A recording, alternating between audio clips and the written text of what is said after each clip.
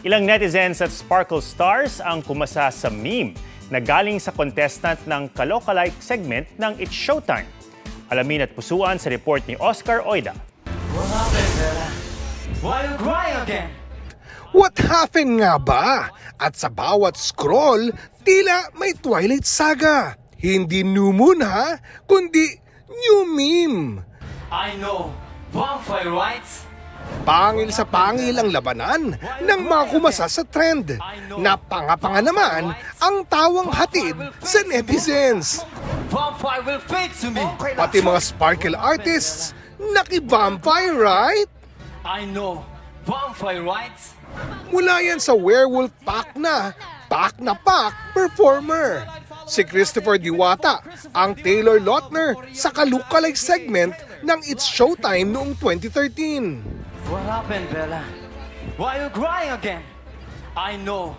Vampire rights? Talaga nagulat na lang po ako nung may nagtagpo sa akin na viral na po yung What Happened, Bella. Okay lang po naman, karalan ko po yun ang bumagdamag kahit pumaigsi lang. At kahit mahigit isang dekada na ang nakalipas, di pa rin bigong magbigay saya ni Christopher bilang Jacob. Maseraw siya na trending ito at proud sa kanyang naging stint.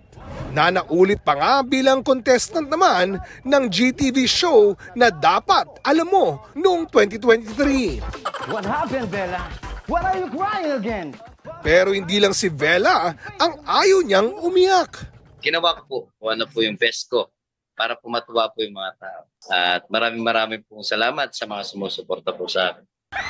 From now on, she's mine. I have died every day.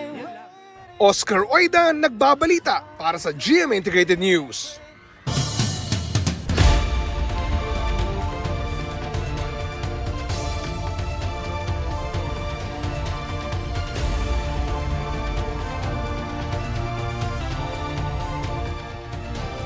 Patuloy na inaantabayanan ng mga Katoliko mula sa iba't ibang panig ng mundo ang pagpili ng bagong Santo Papa.